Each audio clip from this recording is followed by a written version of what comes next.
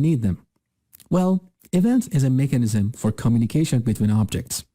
That means when something happens inside an object, it can notify other objects about that. Why do we need that? Because it can help building loosely coupled applications. What is loosely coupled applications?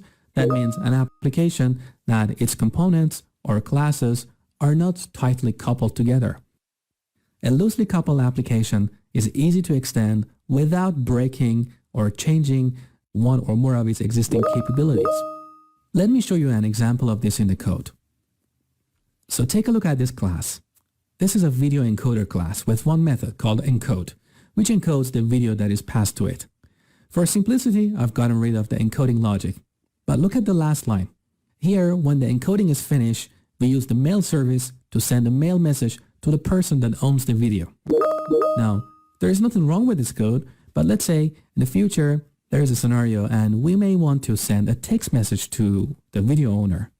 So what we need to do is to go ahead and add this extra line of code to this method. Now again, this is for simplicity. In a real world scenario, there could be a few more lines of code. Now the problem here is because we add this extra line of code here, that encode method is changed, which means it has to be recompiled, which means the video encoder class also has to be recompiled, which means any other classes that are dependent on this video encoder have to be recompiled and redeployed.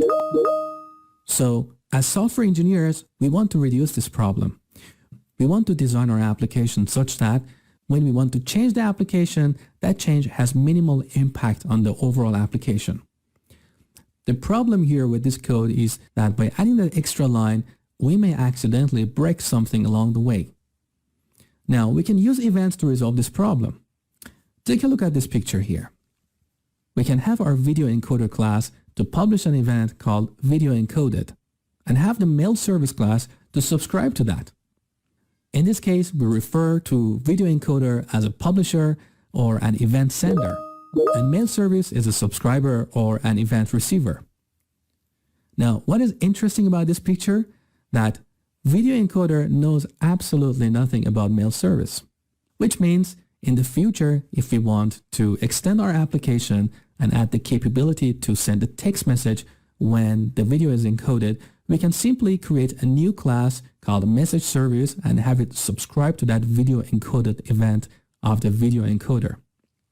So basically, the video encoder does not need to be recompiled and redeployed, and we simply extend the application by adding a new class. So this reduces the impact on the application. Ideally, if we could extend our applications by simply adding new classes, the compilation time would be reduced and application could be redeployed without breaking things along the way. Now let's take a look at what the code would look like if we want to implement this eventing mechanism between these classes. So here is our video encoder class again. We have the encode method as before with the encoding logic. At the end, instead of directly making a call to the mail service, which we had before, we simply call a method called onVideoEncoded. Don't worry about that method, I will cover it shortly, but the purpose of this method is to simply notify the subscribers. Video encoder knows absolutely nothing about the mail service or the message service. They can come later, and we can add more subscribers without changing anything in this code. Now back to our picture, you might be wondering, how does the video encoder notify the subscribers? Well, for video encoder to notify its subscribers, it needs to send a message to them. In practical C# terms, that means invoking a method in the subscriber. But how does the video encoder know what method to call? For that to happen, we need an agreement or a contract between these publishers and subscribers. So this agreement is something that both the publisher and subscriber agree upon. That is a method with a specific signature. Take a look at this method. So this method is void. It has two parameters, which the first one is an object and the second one is an event args. And this is a very typical implementation of a method in the subscriber. We often call these methods event handlers. And that's the method that is called by the publisher when the event is raised. So that means, back in our picture here, we need to have a method like that in mail service and message service. So when the video encoder wants to raise that event, it's going to call these methods. Now I need to clarify something here. Again, video encoder does not know about the existence of mail service or message service. It knows absolutely nothing about them. It's decoupled from them. All it knows is a method, nothing else. Now, how do we tell video encoder what method to call? That's when a delegate comes in. So a delegate is basically an agreement or a contract between publisher and subscriber. And it determines the signature of the event handler method in the subscriber. So back in our picture here, we can have a delegate that determines when a video is encoded and we want to notify subscribers, we should have a method that is void with these parameters. The name doesn't matter, but the signature is important. So now that you have a basic understanding of events and delegates, let's take a look at a piece of code and see how to create an event and a delegate. So here I've created a very simple console application. Let me walk you through the classes we've got here. First, we've got a video class, which is a very basic class with a simple property for the title of that video. We also have that video encoder that you saw earlier in the slides. So it has one encode method that gets the video. First, it logs a message on the console saying we are encoding the video, and just to simulate an encoding process, I used thread.sleep to delay the application for a period of 3 seconds. In the program CS, in the main method, first we instantiate the video here, then we instantiate a video encoder, and finally we call the encode method passing the video object. So very basic. Let me run the application now. So with Control and F5, okay, we got the message encoding video, and notice there was a 3-second delay before we saw the press any key to continue. Let me run it again. So waiting, 1, 2, 3, there you go. Okay, now we want to implement an event in the video encoder such that when the encoding is finished, it notifies anyone who is interested in that event. Now, to give this class the ability to publish an event, there are 3 steps we need to follow. First, we need to define a delegate. That is the contract or the agreement between the publisher and the subscriber. So a delegate determines the signature of the method in the subscriber that will be called when the publisher, in this case video encoder, publishes an event. Second, we need to define an event based on that delegate. And third, we need to raise or publish the event.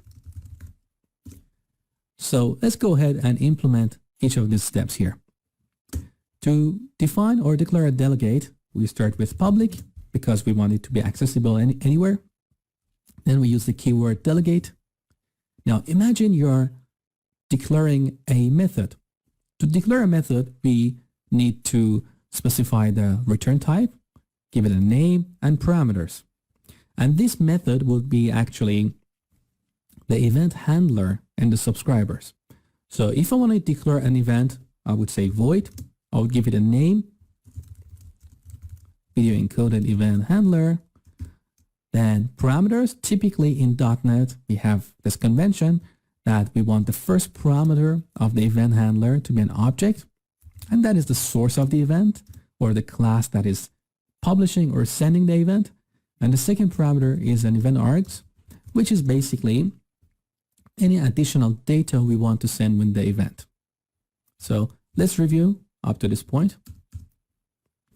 We are declaring a delegate, which actually holds a reference to a function that looks like this.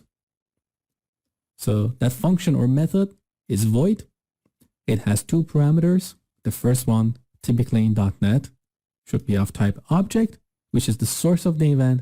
And the second parameter is event args, which includes any additional data about the event. Now, how did they come up with this name? In .NET, we have this convention that we say if the name of our event is going to be video encoded, we use that and then append event handler as the name of the delegate. So that is our first step, define a delegate. Now we need to define an event based on that delegate. So we start with public event. This event should be based on that delegate. So we use video encoded event handler. Oops. Video encoded event handler and give it a name. So video encoded. Note that I use the past tense form here to indicate that something has happened and finished. Sometimes in .NET you may see an event referring to present tense, like saying video encoding. In that case, that event should be fired or published before the encoding is finished. Started. So here we just use the past tense. So the second step is done. We define an event called video encoded based on that delegate. And the third step is to raise the event. To raise an event, we need a method that is responsible for that. Let me create that here.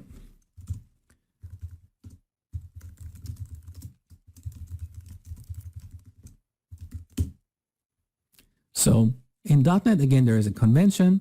.NET Framework suggests that your event publisher methods should be protected. They should be virtual and void.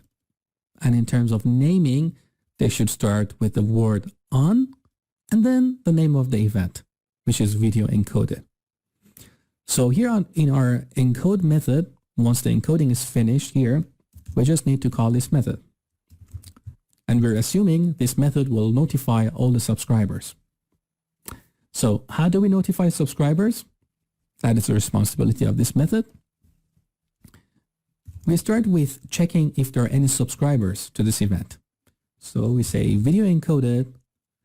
If it's not null, now we need to treat this as a method call. That is, imagine you're making a method call here. So video encoded. To call methods, we use brackets. Now this method, look at the parameters. Object source and event args. That's the signature that we defined earlier here. Right? So what is the source of the event, or who is publishing the event? The current class or the current object, which is this. And do we want to send any additional data with the event? I would say for now, just to keep things simple, I would say no. So whenever you don't want to send any additional data, you use eventargs.empty. This is a static property of this class, which returns an instance of eventargs, which is empty. Later, in the next step, I will show you how we can send the actual video that was encoded. So let's review the steps we have done. First, we defined a delegate, which is here, which determines the shape or the signature of the method in the subscriber. Then the second step was to create an event based on that delegate. So we define the event here. We are saying this event is called video encoded. And whenever we raise that, we want a subscriber with a method that confirms to this delegate would be called. And the third step is raising the event. So in our encode method, once we're done, we call this method, which by convention should start with the word on and then the name of the event. And it should be protected, virtual, void, on video encoded. Inside this method, we'll look at that event. And if there are any subscribers there, which means it shouldn't be null, we're going to call them, passing the reference to video encoder and no additional data. Now, we're done here. Let's go ahead and create a couple of subscribers. So I'm going to go to program here. Let me create a new class here. Mail service. So this class is responsible for sending an email once the video is encoded. Now I told you that back in our video encoder, when we define this delegate, I said we need a method that confirms with that signature in the subscribers. That method should be void and have these two parameters. So let's go ahead in our program CS here, in our mail service, create a method. This is the event handler. So that method should be void. We're going to call it on video encoded. It should have two parameters, object source, event args, e. Now in this case, we don't want to send an actual mail. So I just want to simulate that. So we want to write a message to the console. I'll show you a quick tip here. Just type CW. That's a code snippet. If you press tab, that just writes console.writeLine. It's a way for you to quickly write code. I have a course on Udemy called Visual Studio Tips and Tricks, or Double Your Coding Speed. And in that course, I teach you a lot of code snippets and various techniques to help you write code faster. So in case you're interested, the link is on the screen here. All right, let's move on. So when this method is called, we want to log a message to the console saying, okay, we are in mail service, sending an email, That's pretty much it. Now, what we need to do is to subscribe this mail service to the video encoded event of video encoder. So here in the main method, we have the video encoder, which is the publisher. So that's going to be the publisher. Let me create an instance of mail service, and this is going to be my subscriber. Right. Now, before we call the encode method, we need to do the subscription. How do we do that? It's very simple. So you start with the publisher, video encoder dot. Look at this icon. That's an event. Video encoded. So we are interested in that. Now, the notation is we use the plus equal operator. That is to register a handler for that event. Who's the handler? This method in the mail service. This method in the mail service. So I put that here, mail service dot, where is that? On video encoded. And semicolon. Now, note that I'm not making a call to this method here. So I don't have brackets here. I just use the name of the method. And basically what that means is this is a reference or a pointer to that method. So video encoded event behind the scene is a list of pointers to methods. When the video encoder wants to publish that event, video encoded, it looks at that list here. Here we look at that list.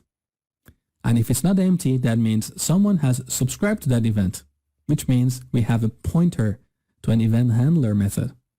And then we're going to call that like this. That's just the syntax in C#. So let's get back to our program CS. So note that, again, we need to do the subscription before calling the encode method. Otherwise, the subscriber wouldn't be notified about the event. Now, let's run the application and see what happens.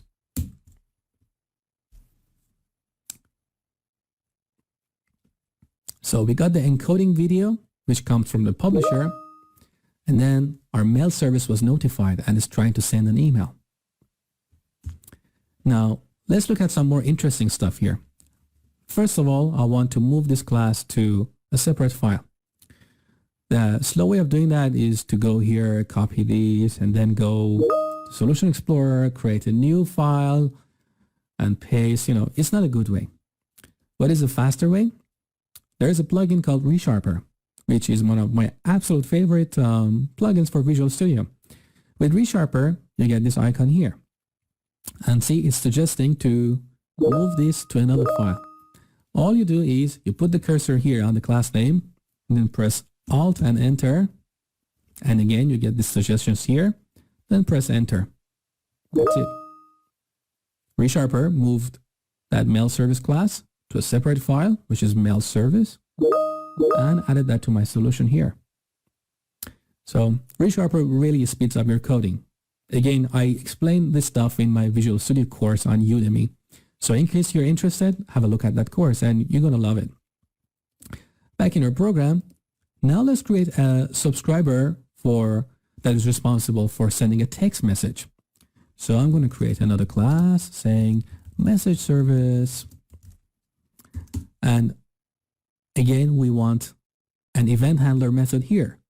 What is the signature of that method? Should be public void on video encoded The first parameter should be object source, and the second should be event args.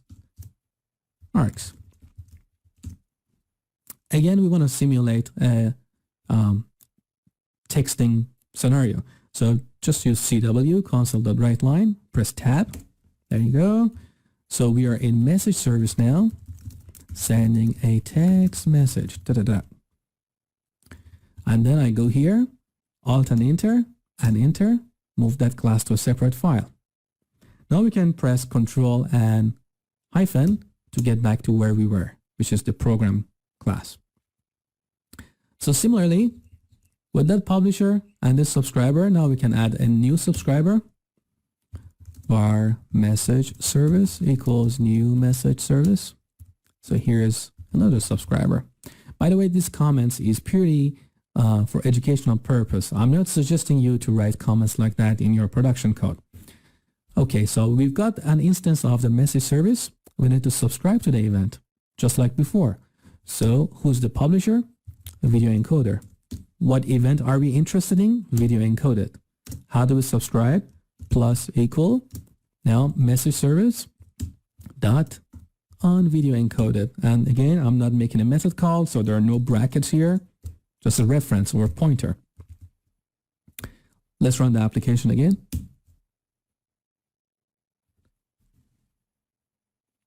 Look, we got the encoding video message, which comes from the video encoder. Then mail service was notified. It's trying to send an email. And also message service was notified. And here it's trying to send a text message. Now, the beauty of this approach is when I created a new subscriber, which was message service, did I change anything in the video encoder? Let's go here. My video encoder is exactly the same. I didn't even make one line change. And that's what I was telling you in the slide earlier. So with events, you can create a publisher and you can add subscribers without changing the publisher. So this code doesn't need recompilation and doesn't need to be redeployed. And basically I can extend the application, add more capabilities by simply creating a new class, like in this case, message service.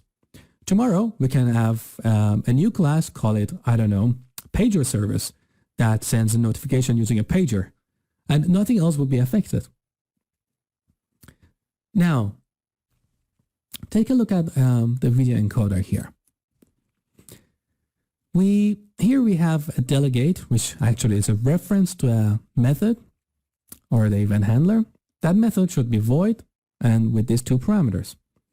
Now we want to send a reference to the video so the subscriber knows which video we encoded. To do that, instead of using event args, we need a custom class. That custom class should derive from event args and include any additional data that we would like to send to our subscribers. So let's go ahead and create that. I go here. I call it video event args because it's a class that contains the data about the video that was encoded. So it should derive from event args.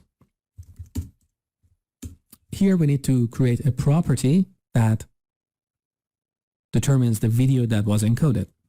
So quick way of writing that is you type prop and then press tab.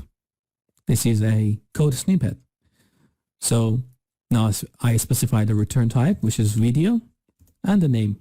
I press tab again and enter. That's it. So now we can change our delegate here. Instead of sending event args, we send video event args. Which means here, see, we got an error. Because when we're publishing an event, we're sending event args on empty, whereas our delegate now expects a video event args object. So I'm going to go ahead and modify this. We need to instantiate a video event args. And we also need to send the video. Video equals, but where is the video? We don't have it here. But look, in the encode video, in the encode method, when we encode the video here, we have a reference to the video object. So we can simply pass that object to this method. And of course, we need to go ahead and change this. But with ReSharper, I can just press Alt and Enter. And see, ReSharper is suggesting to add that video parameter to this method. So I just go ahead. And there you go. Now in the event publisher method, we've got a reference to the video. And I can just put that here. So with this change, now our publisher is going to send some additional data, which is encapsulated in that class, video event args. And there we'll have a reference to the video that was encoded. Now let's go to mail service. We need to change this method to comply with that delegate. So instead of event args, we want video event args. All right. And then now what we can do here is we can just we can output the title of the video. So I would say we've got the video object here, the title. We need to make the same change in message service. Now a quick way to find that class instead of going in the tabs or in the Solution Explorer is just with ReSharper type Control-T and then type message service. There you go. We are in that class now. So I'm going to go here and change this to video event args. And when outputting the message, I'm also going to add args.video.title. That's it. Let's compile and run the application with Control and F5. Okay, note that here, when mail service was notified, now we got the title of the video. So this is a way to pass data about the events that happened. Okay, the next step is to show you a simpler way to achieve the same thing with writing less code. So let's go to our video encoder, which is the publisher. See, we created this delegate here and specified these parameters as the arguments of the event handler method. Now, what they have done in .NET, I think it came with .NET Framework version 2.0 or 3.0. To make our life easier, they said, okay, we don't have to go and create a new delegate every time we want to declare an event. So in .NET, they have a delegate type, which is called event handler. And it comes in two forms. One is just a normal form and one is a generic form, which looks like this. What this means is they have done the hard work, so we can use that delegate instead of creating our own. Which means in this case, when we are declaring that event, instead of creating a custom delegate like that, we can just use the event handler delegate. Note the icon here. I think it's suitcase.